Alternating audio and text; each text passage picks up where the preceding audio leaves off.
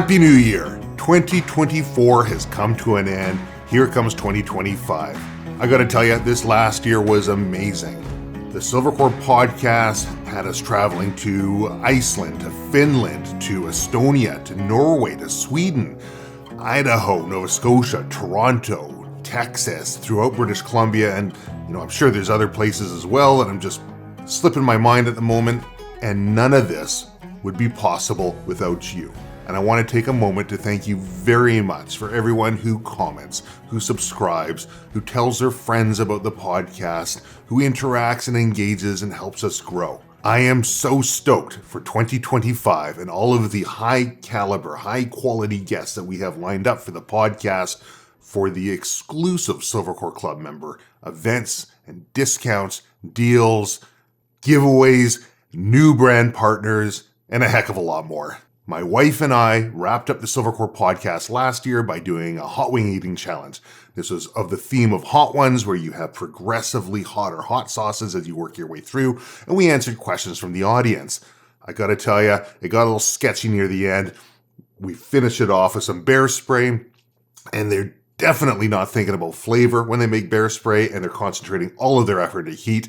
That was something that if you haven't seen yet, I'd highly recommend you check it out. This year, I wanted to bring you with me into the hunting blind. I'm in Texas with my friend Trevor Gibbs. He owns a company, ManBar. They make amazing meat sticks. Check those out if you haven't yet. And I wanted to give you the opportunity to see what it's like as we're sitting in a blind, waiting for some game to show up. Maybe something happens, maybe it doesn't. You're going to have to listen to find out. Now, without further ado, let's get on with this episode. We're doing an In the Blind chat. So I got up at 0:30 this morning, which with the time change is about 0300 my time, 0500 Texas time. My friend Trevor here said, "Have you ever hunted hogs before?"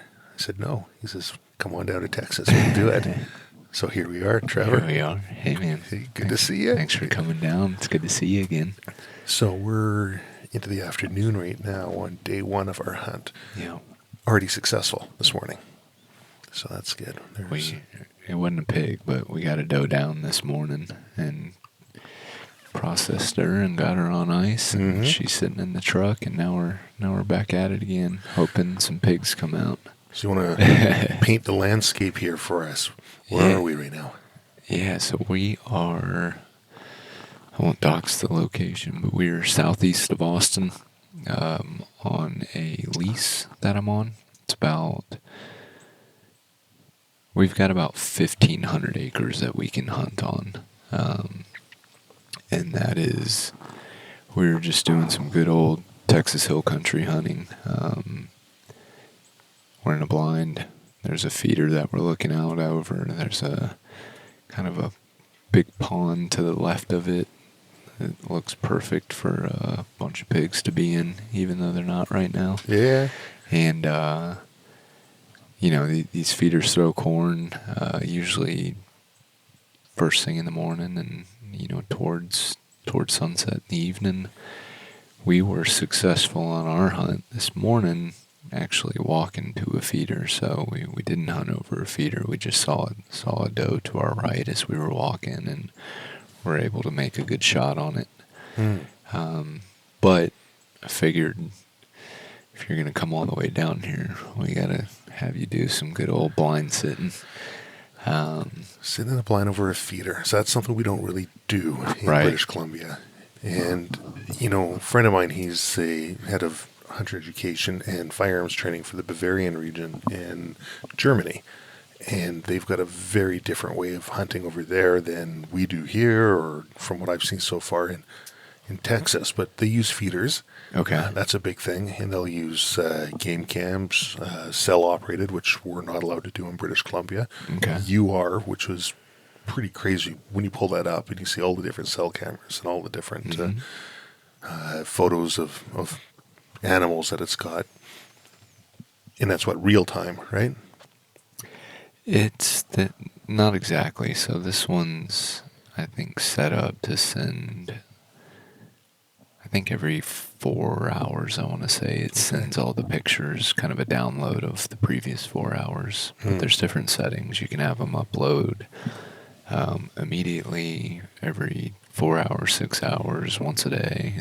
There's different options. Okay. So we're not necessarily like checking the feeders in real time to see where animals are in that moment. It's more for pattern recognition. Like last night, I pulled it up and just looked at the last week's worth of morning and evening, just to see what stands they were, or what feeders they were hitting, and what's going to them and all that. So my buddy in Germany there, he sends me over their hunter education books, and it's not a book, it's multiple books. Of course, they're all in German, so I have to use Google Translate on my phone to try and figure it out and read my way through it. But they're responsible for the animals all year long. So not just hunting season. Like if they put feeders out in the hunting season, they have to make sure they're out there maintaining and feeding them in the off season. They're responsible for the numbers. They're responsible for damage that they start to do to crops, farmers and ranchers. And so they have to make sure they keep the numbers at a right level. They have to know about dog training and dog handling. There's a lot that goes to it. So when I look at this whole feeder thing, this is brand new to me, and I can see a lot of benefits to it. Sure. I can see where it's different from how I'm used to hunting. Like the most I've ever seen in British Columbia in certain areas is salt licks. Some people will put out like pumpkins and stuff like this. Sure. And that's perfectly legal, except for some areas that get closer to the Alberta U.S. border, and they're concerned about chronic wasting disease, and so they've got different rules in those areas. But these things, twice a day, they start clanging off kind of like a dinner bell, and start throwing out corn, and gets all the wildlife from miles around just to come by and check it out, eh? Well, in theory, yeah. I mean, typically, and it varies on the ranch size. Like on this, there's quite a few feeders on this lease that we're on. Some of the ranches out in like West Texas may have one feeder every 100 acres or every 1,000 acres, depending on how big the ranch is. But yeah, it is, they do make a noise. They do throw corn. It is, in a sense, getting the wildlife used to hitting these areas. And I think different is a good word. Some people, this is very, very common down here. I imagine some people in the, western U.S. or certainly up where you're at, they may turn their nose up at it or question it, and that's, I get it. I think you work with what you have, and here in Texas, there's a ton of private land.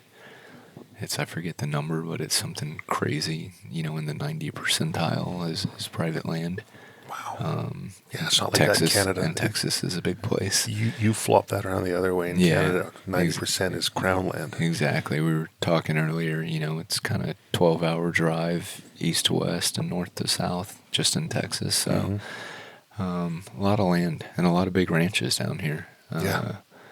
Like in the several 100,000 acres type size. So, there is a little difference because of that. You have the place we're on, it just has your standard kind of barbed wire fencing. It's a cattle ranch. There are places that are high game fences. Yeah, these fences aren't keeping any. These are not keeping anything other than the cattle. Correct.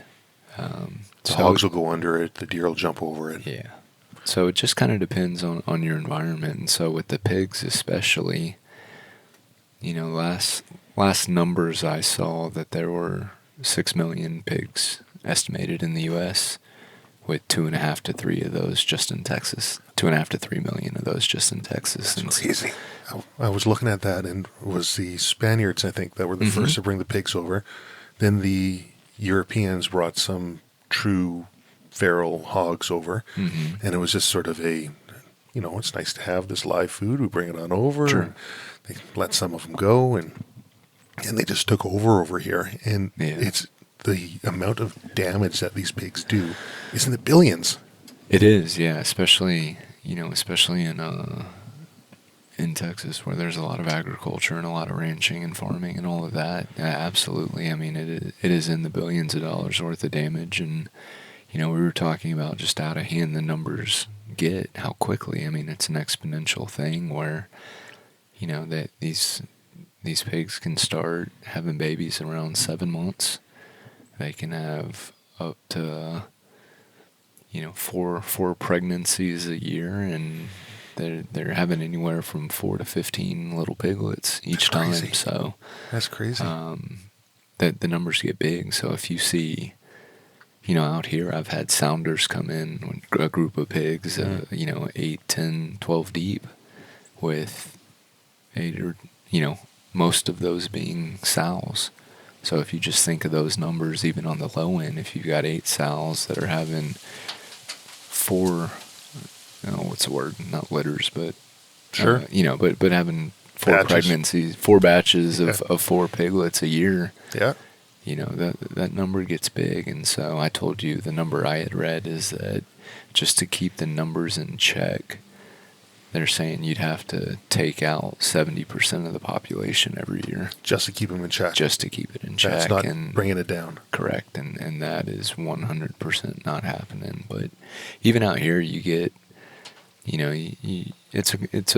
there is no one thing. I mean, us taking a pig at a time isn't really going to do anything. Mm-hmm. And so probably a month and a half ago, the landowner here had a guy come out and he trapped, I think it was 45 hogs.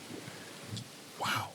Are they doing those big cages that fall down? They put a feed out, and then okay. Yeah. I've seen those. There's different ones in different sizes, but there's some that are smaller that'll hold, maybe 2 or 3, and there's some that'll hold 20 and some that'll hold 60. So it's kind of use everything you got to keep the numbers in check. And they don't have any natural predators here, do they? I mean, you got no wolves, you got coyotes. Bears. Coyotes, not really. And I mean, at that size, it's that volume, it's just, they just keep coming. Mm-hmm. What do they taste like? It depends. So it depends on the environment. You can have a big, stinky, smelly, gamey, not that great tasting animal. It could be a boar. Most stereotypes is that it'd be a boar, but at the same time, I mean, at this stand, I told you we killed, my buddy Harry and I killed, he's 6'4", 230, and we killed a hairy-sized hog. He sent me that photo. That's amazing. Yeah, and it tasted fine. Walk me through that one. You said you just came up and it was... Yeah, so we've got, back behind me is the trail walking up to this area, and then facing me, so if you're coming down the trail, to the right is the feeder. And so we came up and looked at the feeder, and there was nothing there, and we were about to turn around because it was the last feeder we were checking that day.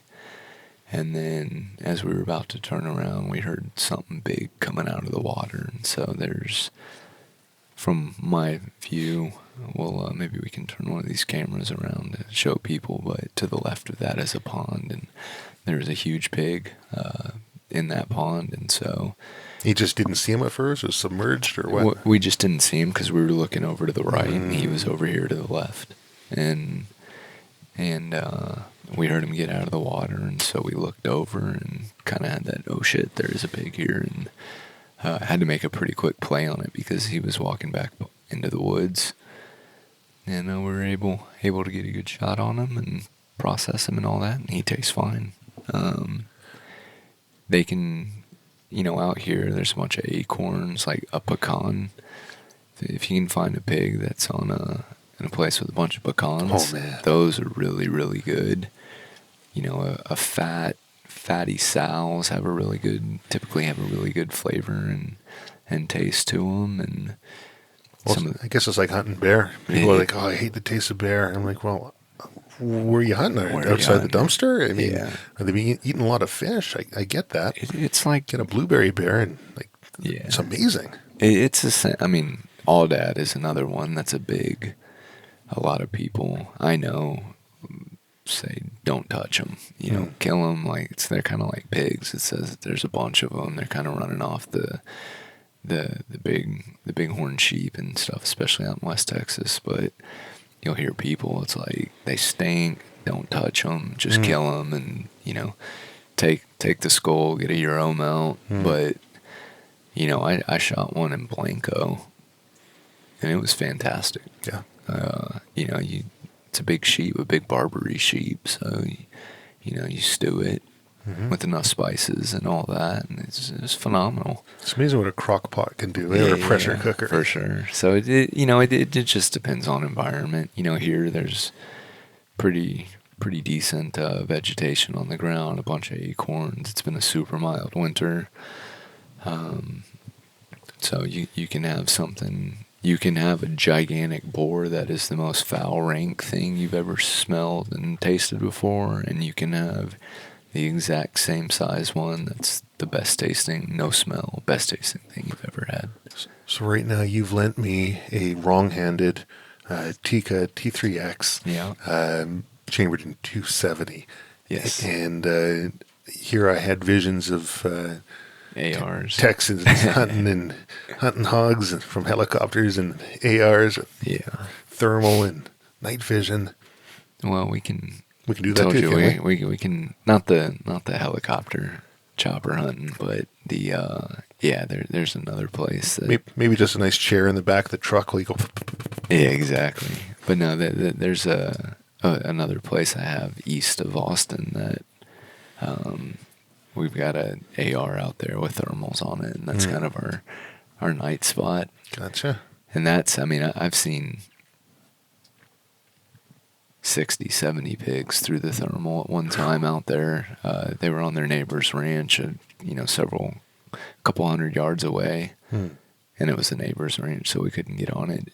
Couldn't go after them anyways. But they almost whited out the whole scope. There were so many of them. It's interesting being a Canadian coming down here, and you mentioned, forgot my pistol. Yeah. And, of course, we can't do that. And I talk with others Americans are bow hunting bear. Mm-hmm. And they say, are you kidding me? Or bow hunting anything. Are you kidding me? You're bow hunting and you're not allowed to have a pistol with you? Not in Canada. Here's a nice precaution, I guess. These hogs They can do some damage. I watch a movie Snatch. I see what they do. And Deadwood, what they do with all the old bodies from that one. Yeah, I like, whenever if I'm bow hunting, I like to have it on me just in case. And then if I'm even, we're rifle hunt today, but even when I'm taking people hunting, like you've obviously got some experience and knowledge and all that, but I take people out that it may be their first time. And so and I give them the rifle because I want them to handle it, and I want them to go through the process of chambering, rechambering, safety on, safety off. I want them to get the feel of that while I'm there to watch them, but I also just like having something on me. Just in case. I've never had to use it, hope that I never will have to in that kind of scenario, but it just makes me feel a little more comfortable. So what did the shopkeeper tell you when you picked up this Tikka here? Oh, I loved it. He goes, I could sell you something more expensive, but I don't have anything that shoots as straight.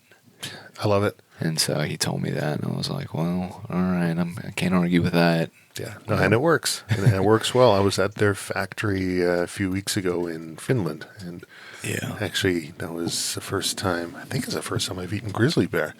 Oh, or interesting. Brown bear. They call it gray bear, but I googled it up, and it's a brown bear, which is a species of grizzly. It was amazing. It was so good. Yeah, interesting. Yeah, they have a different rule.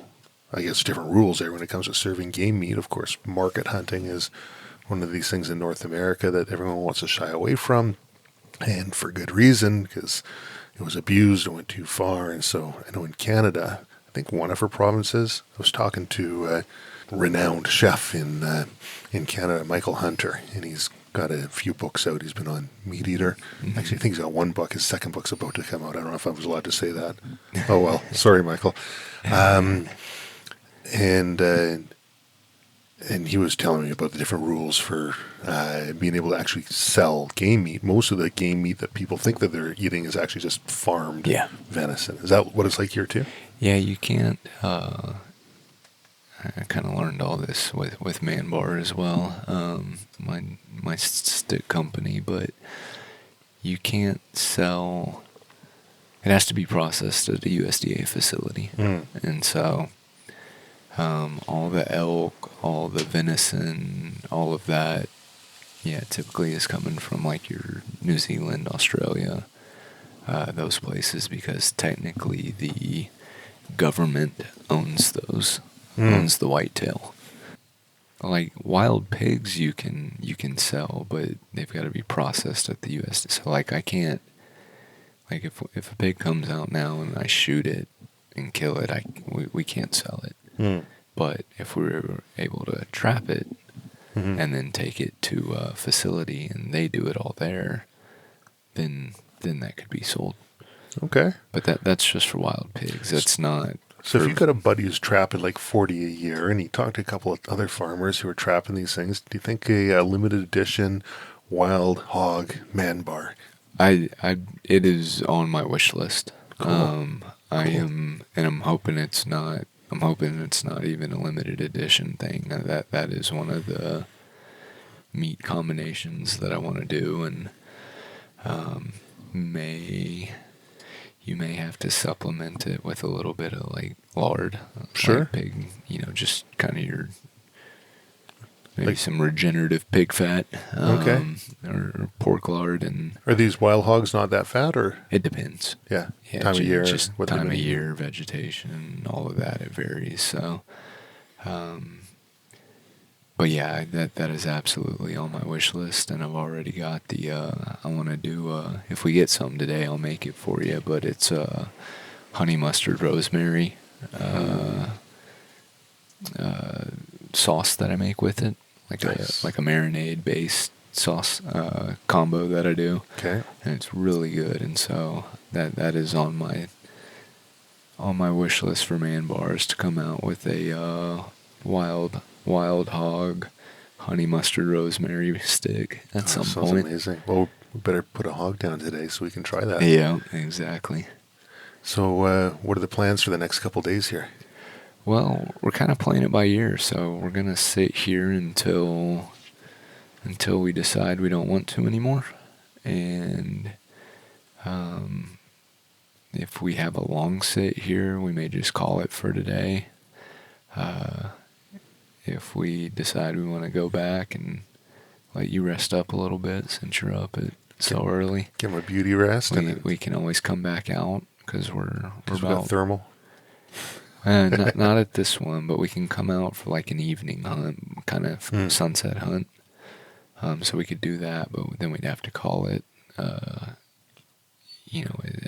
after last light, or we can potentially go out to the other place that has the thermal and just go sit in the pasture all night. And well, for me, I can hunt. Right. Tired, I can hunt. Yeah. Not tired. It's getting on the podcast. When I get tired, the brain starts to go. So I just figured, get that taken care of first. Kind of long story short is we'll hunt a bunch today. We'll hunt most of tomorrow, and then we're gonna go make some venison tamales with the dough that nice. I took a buddy a couple days last week, and he shot his first doe. It's his first time hunting. So he shot his first doe, and so we're gonna go make venison tamales with that, and maybe if there's a chance to use some of the meat we got today, we'll do that. And if we get a pig, we'll see if we can add that. And otherwise, we're gonna probably end up having steak and backstraps tonight. Yeah, we could get that squirrel right there. Get that little squirrel. So I've seen a cardinal checking it out. I've seen a squirrel down there eating Do y'all eat squirrel up there? I don't know if we all eat squirrel, but I've eaten squirrel. Okay. You eat squirrel? Not every weekly or anything, Yeah. but yeah. Tree rat. Yeah. Growing up, we had I call it a commercial fly fishing lodge. It was a fly fishing lodge that had a commercial license on it, but it wasn't run commercially. Okay. And it was hike in or fly in. There was typically helicopter in there. They said, well, you can land a float plane, but at about 5,000 elevation, there is speculation whether the lake was long enough to take it off. Gotcha. So I'd grow up out there with a slingshot or bow and arrow or a little 22, and That's cool. it was always a rule: whatever I kill, I got to eat. So I'd skin these things out, salt the hide, and I wish I knew about slow cooking and crock pots and pressure cookers back then, because it was a lot of tough meat. Yeah. The talking with Hank Shaw, because I would eat tree squirrels, I'd eat ground squirrels, Okay. like marmots, and Yeah. he said, I forget, it was a small percentage, small number, but one in so many, I don't know, 1,000 carried the bubonic plague Oh, really? for the ground squirrels, apparently. I didn't know That's that. the first I'm hearing of it. But when he said that, I stopped eating ground squirrel. Yeah, that makes sense. Yeah, I don't want to roll those dice. So, a buddy of mine just texted while we're talking here, and he runs a couple of businesses. One of them's the Range Langley out in Langley, Okay. and we just had legislation Are they come listening through. to us? What's that? Are they listening to us? Yeah, right now. We had a legislation come out in Canada, and it just through order in council, they banned a whole bunch of new firearms. Yeah. And he had to pull about 90% of the guns off the wall that he'd rent out to the general public. Wow. And this is after they've already banned like AR-15s and a whole bunch of other guns he had to take down, large caliber rifles, and Yeah. he and I have talked about Texas a fair bit, and just being here and seeing the different attitude towards firearms between the Canadian side and the Texas side, it really is night and day. I jump in the vehicle. Are you allowed to have a loaded firearm in a vehicle here? Because Canada, you can't. I'm all unloaded and coming on in. Yeah, I think I told you just do the opposite of whatever is in Canada. Yeah, just be safe, but Yeah, be safe. just use your head. Yeah. And No. that makes a lot of sense, as opposed to all these goofy rules that get piled on over and over, which just seem... Yeah. Well, what's going on up there? I feel like all I hear about is Trudeau sounds. And again, I'm very uneducated on Canadian what you're about to politics say is and all probably that, going to be bang on. But just the little bit that I've heard and that I see up there, what's going on with Trudeau? He just Megalomaniac. he sounds wild. Yeah. I feel like Trump Egotistical. gets a bunch of shit down here, but Trudeau actually sounds like he's doing all the things that people accuse Trump of. Isn't that funny? I always look at it. It's like the thief thinking everyone's trying to steal from them, right? Oh, I better lock it up. Someone could steal this. Never crossed my mind someone could steal it, but I guess, right? Right. Well, because it's on your mind. And the people who start bellowing out, look at that person over there. You got to watch out for them. They're going to whatever. They're going to steal from you. Well, maybe that's because it's on their mind. Yeah. And time again, I see that. And the power that gets exerted, it can get really scary. Actually, some of the bills that are being put in place about communication, what people are allowed to say, the online.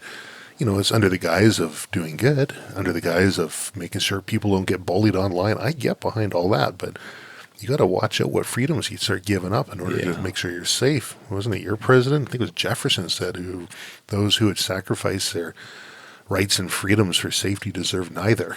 Yeah. Yeah. Yeah, I kind of feel like we were starting to head down that path with, I feel like the Democrats, the new Democratic Party, I call them, because I feel like they're not the same thing as 20 years ago. 100%. But I feel like that is their desire, is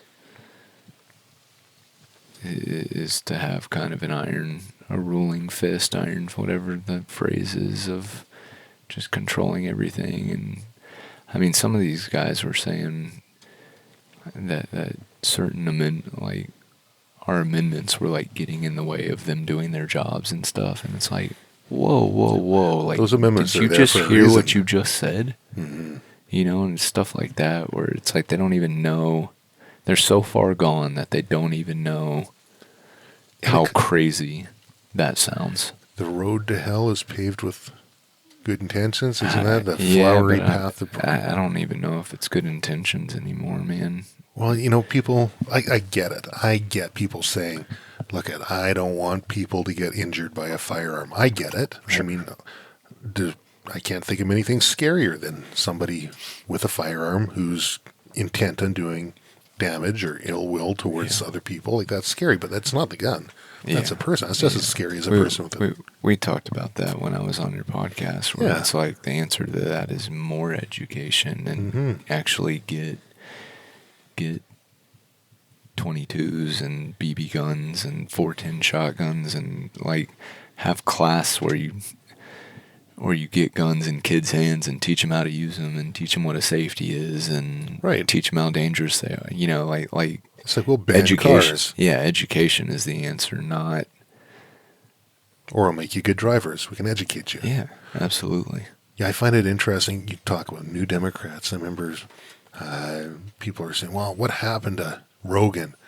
What? Rogan used to be a Democrat, and you forced him away. Well, no, you didn't. He's still got the same mindset as before. It's just the party's moved so far away from where it was before. And that's the same thing with liberals in Canada. A lot of my ideology is actually very liberal or libertarian. But now it sounds socialist, communist, yeah, all that stuff. It's the same here, where it's like the Rogans of the world. I think there's a lot of people. I mean, I would consider myself one of those, where it's like historically very much more liberal. Sure. Do whatever you want. Probably resonated more with Democrats growing, when I was younger, all of that. And now it's like unrecognizable. And for the first time in my life, I voted all Republican, and it wasn't even... Didn't even bat an eye. Didn't even bat an eye, just because... And I think a lot of the country is that way, because the results we had were so glaring for...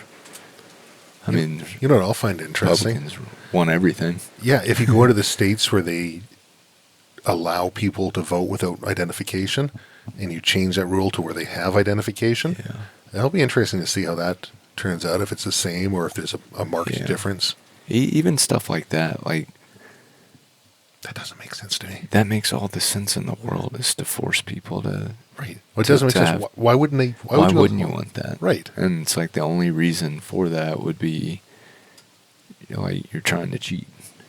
Yeah. Like, there is no other like logical answer to... Play the game straight. You don't have to worry about it. Yeah. And so even stuff like that, where that now has become like a super controversial, like, right-wing take, and it's like, no, it's fucking common sense. Yeah, I agree, 100%. What I find interesting is the narrative... Sorry for cussing. Hey, it's okay. The narrative on Trump that you hear, and how skewed it is, and how... Yeah. Like, I don't agree with everything the guy does. I don't think he walks on water.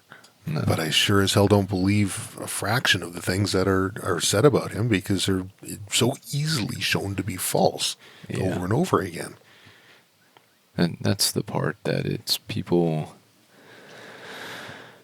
And again, he definitely says a bunch of wild shit. Sure he does.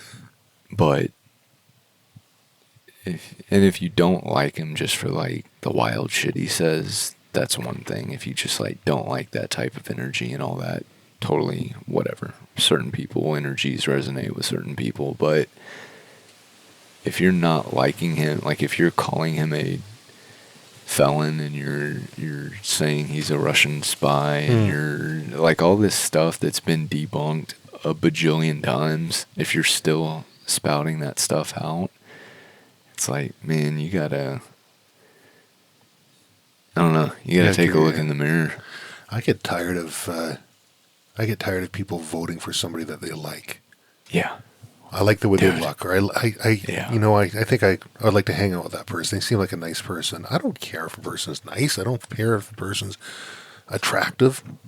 I care if they've got sound policy and they've got a history of proper performance. The best predictor of future performance is past performance. What have you done in the past? Yeah. You were a drama teacher? Got it. And you were fired from that job. And a ski/snowboard instructor for a season or something. Who is this? Trudeau. Oh, really? Yeah, it's our prime minister. Yeah, he had he was a drama teacher. I think it was a He looks like he'd be a good ski instructor. Yeah, I think he would have. He's got ski instructor vibes and looks. Totally does. Look at, you're going to have to pizza and not French fry. You're not having a good day if you're French fry when you're supposed to pizza. I can see him doing that. That's funny. But, yeah, look at a person's track record. Don't just look at what they say they're going to do. Yeah. Look at what they've done in other parts of business and other parts of their life, and start making determinations on that. Well, that was the big thing about Harris, is that there was no platform. There was no. She didn't have a good record at all. You know, everyone who was anti-Trump wanted to paint him as a criminal, but she's done a bunch of shady shit when she was in California, and it's. And I'm not even trying to make this a political thing, but it's just more of how are you taking in information and deciphering it and going back and actually, are you making judgments on, are you looking at the whole picture, or are you looking at confirmation bias because you don't like someone, or, you know, is that how much are you looking at stuff really? Well, it's an interesting age that we live in now. Yeah. The age of social media, where people can learn about things on TikTok that they're not seeing in their local newspapers. It's teaching people to be more discerning about what they see and what they hear, because anyone can post something on TikTok. Well, Right. It's that level of journalistic integrity seems to be gone, and anyone can post what they want on TV, and if they say the wrong thing, they just put a tiny little bit of a redaction. Yeah. But I put a post out a few days ago in regards to the new handgun ban, because I got so many people calling up and saying, what do we do? What organization can I support? Is there a petition somewhere?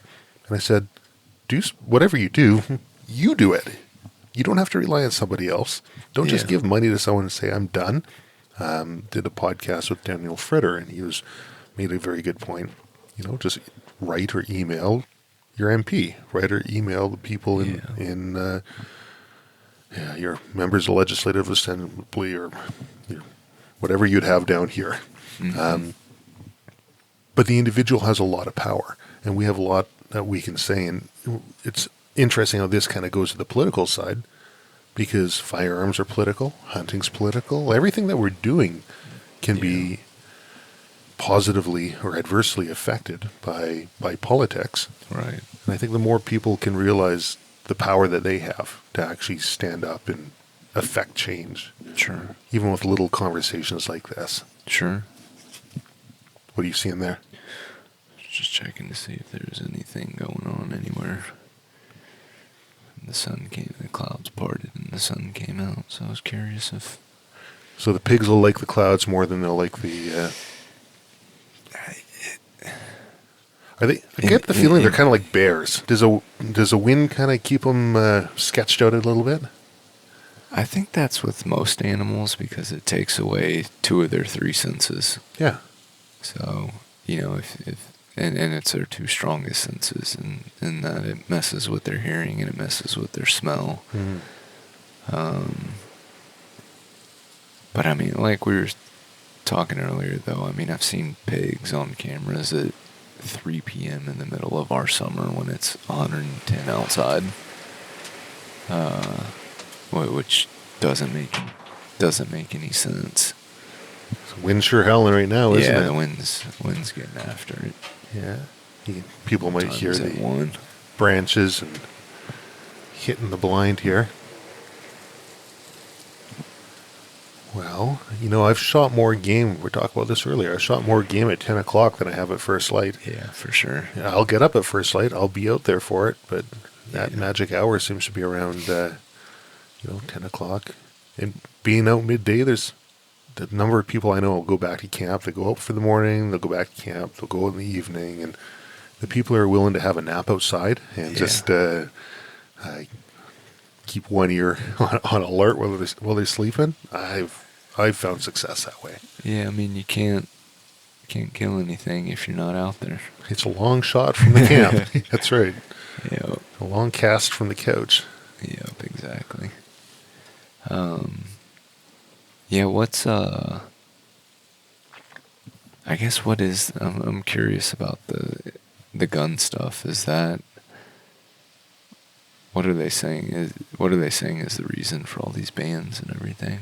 Just safety? Well, the most recent ones are brought out the day prior to the they call it the Montreal Massacre. The Polytechnique, the guy came into the university there and shot a bunch of women.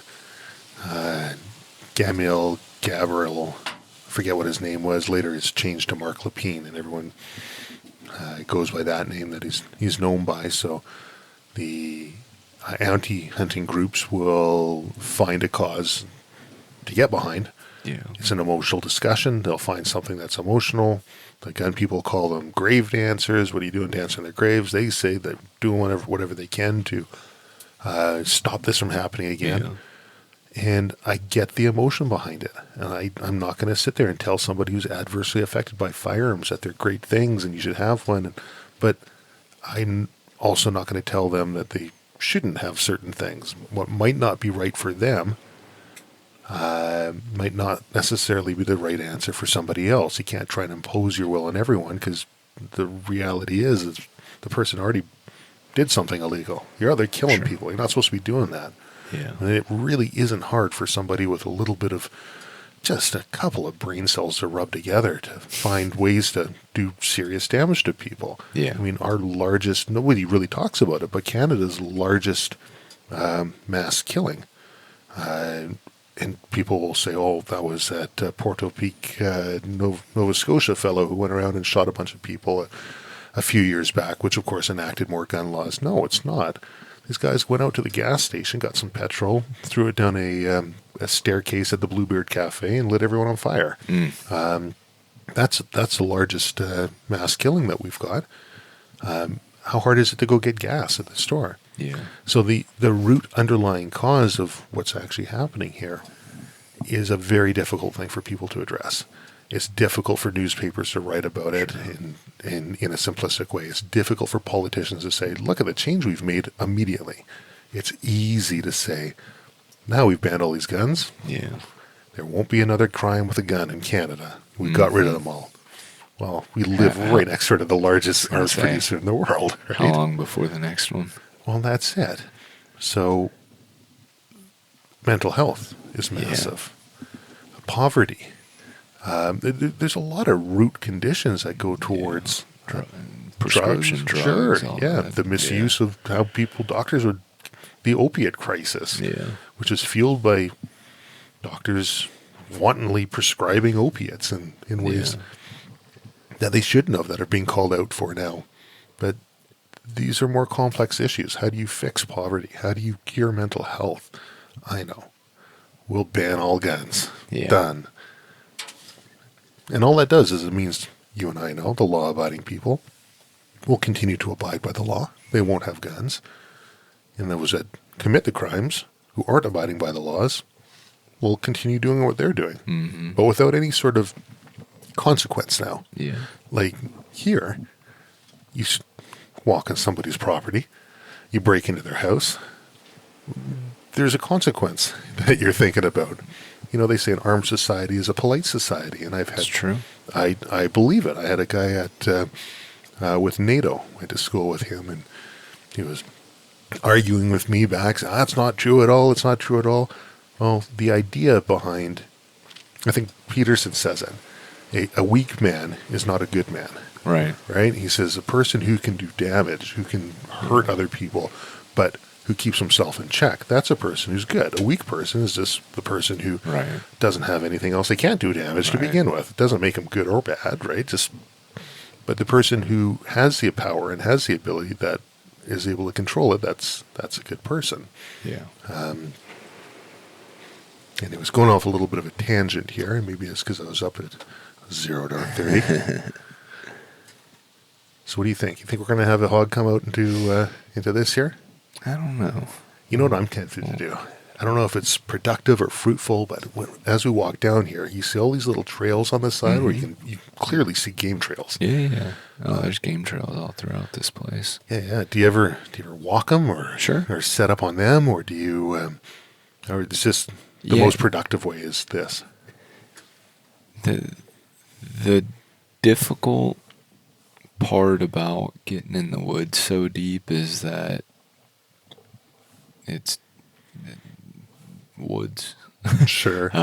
Retrieval and not only that, but just clear shots. You can see. I mean, I've been there is a public land spot kind of north of Austin, and I'll go bow hunting for pigs up there sometimes. And I've been to where I've had 30 pigs around me and haven't been able to get a shot off just because all the branches and trees and I can see that and all of that. And so it's maybe a little less concerned with the rifle, but still, still not ideal conditions. But with that being said, obviously there's always little openings, and maybe you get to where you can. But we can certainly sit here for a little bit longer and then go. I want to know what the future for ManBar is. I want to know where the next step is for ManBar, because we talked about it in the podcast you were on before, sort of what you're doing with it, and what's your dream in the next year, 5 years? I would say that in the next, ultimately, I would like to have 6 to 8 different sticks that are different meat combinations and flavors that I've got. I would like to be selling some merchandise, some t-shirts, stuff like that. But also really we're doing a knife giveaway for Christmas with my buddy Wyatt. Yeah. That's the one you made a knife with, the forged one? Yeah, so he made us a really cool... What's his company again? Breese Forge. Yeah. Breese. But I got him to make us a really cool chef's knife that's...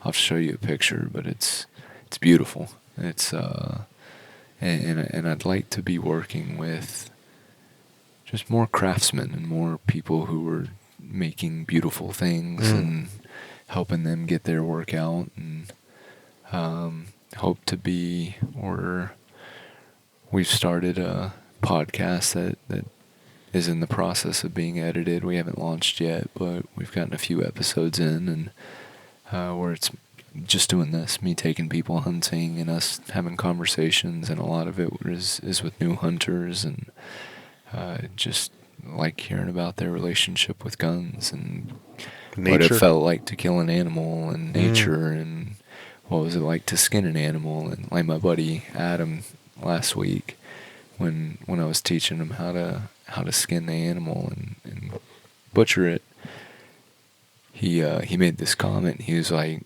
"Man, the warmth really makes it real," and it was such a great comment, because it was like, that's right. Yeah, you're absolutely right.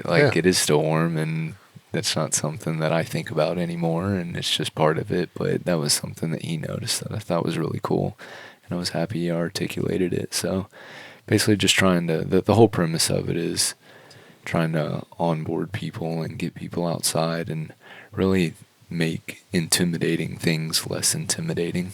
And so we went out to, a couple weeks ago, went out to Sheepdog Response, Tim Kennedy's place. Yeah. They've got a new, within Sheepdog Response, they've got a new gun shop. It's called Noble Defender. And so we went out there. I took Harry from the Meat Mafia, the guy I killed the pig with, and we went through the process and filmed the whole process of him buying his first hunting rifle. What do you get? He got a 6.5 Creedmoor. They had a really good deal going on. That Tikka as well? Not a Tikka. I'm trying to remember. It's slipping my mind right now what brand it is.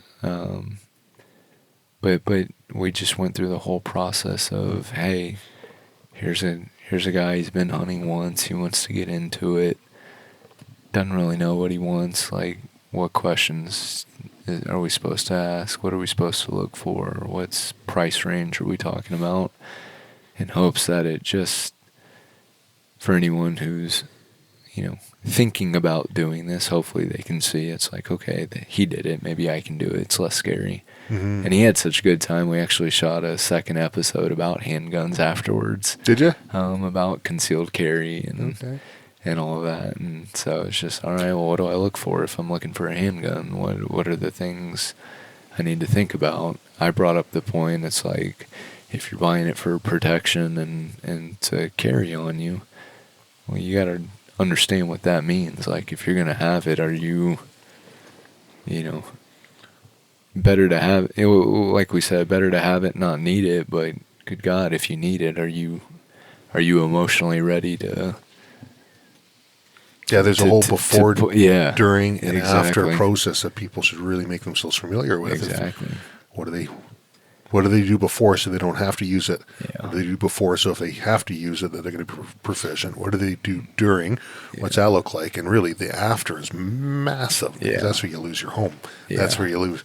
How do you deal with people afterwards? How do you deal with yourself? Yeah, just the emotional standpoint of, like, if you kind of haven't had those conversations with yourself. Is Texas, God forbid you got to pull the trigger on someone, like, are you ready for that? Is it a shall issue state, or do you do courses, CCW courses to get it, or? Yeah, I've got,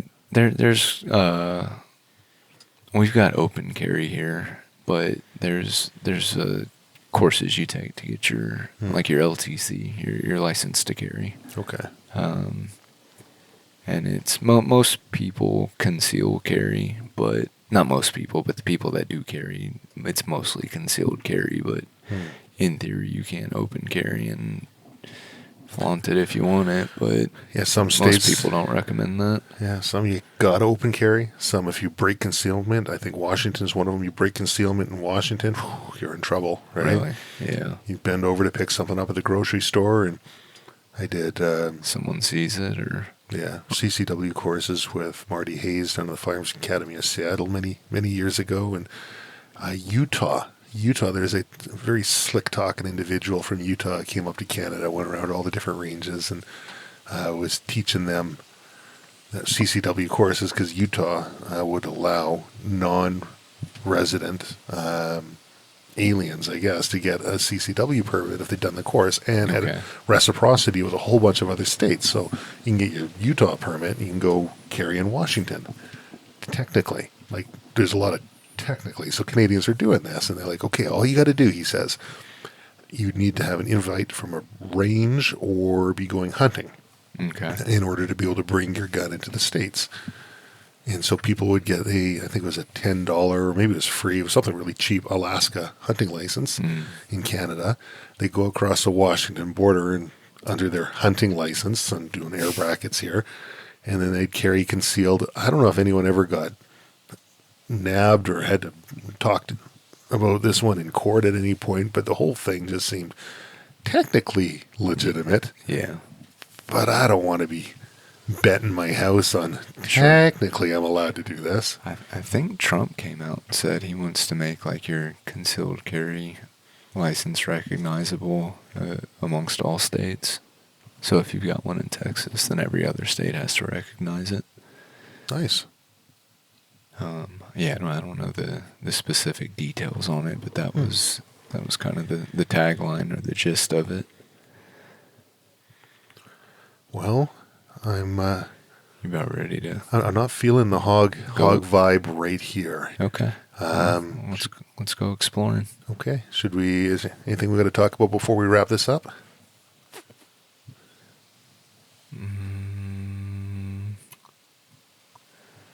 don't think so. Get outside, go do stuff you like with people you like.